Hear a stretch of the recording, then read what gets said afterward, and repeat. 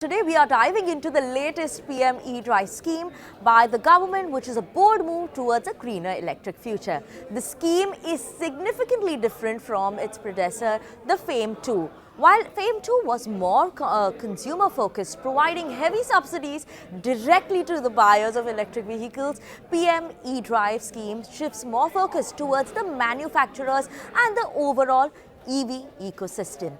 The scheme has an outlay of around 10,900 crore rupees.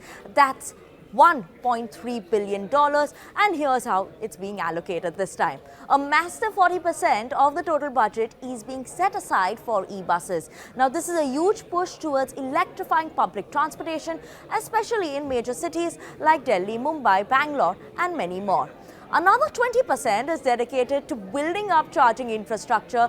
We're talking about fast chargers for electric buses, electric cars, electric bikes, making EV ownership more practical and more convenient for the consumers. But will the focus on charging infrastructure be promising? The rollout under FAME 2, that was a bit slower than that was expected. Is that going to be the case now? That's going to be a key focus area.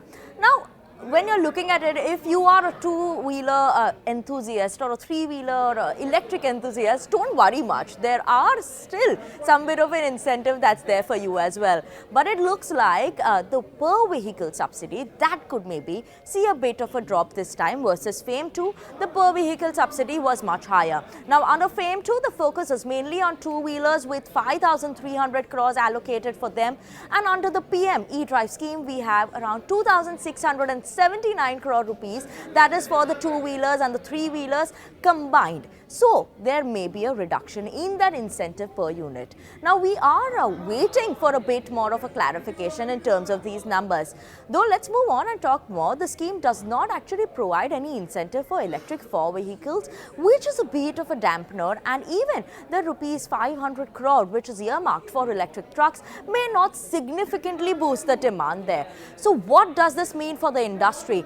The bus push will definitely benefit companies like Tata Motor and Ashok Leyland, which are already key players in the space, but also positive for pure play players like JBM Auto, Electra Green Tech, which will see a bit more of a positive push. Now, while continued support for two-wheelers and three-wheelers, that will help brands like Bajaj Auto, TVS Motors, Ola Electric. The lower incentive, maybe that could dampen the excitement a little bit over there in those segments. The scheme has introduced e-vouchers, that is to streamline the process of availing demand incentives.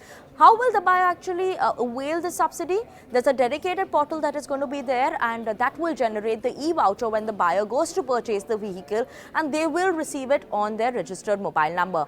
Now, once the voucher is signed by the dealer, it will be uploaded in the portal, and then the manufacturer can claim this reimbursement. The EV buyer will not get any direct subsidy into their bank account, but the benefit for them is that you're going to be seeing this benefit as a discounted price to purchase this EV. So, in conclusion, the PM E-Drive scheme is more about building the ecosystem in the company, focusing on electric vehicles, infrastructure in the country, rather than giving the direct benefit to the consumers, which was there previously. So, a long-term strategy to improve the infrastructure in the country.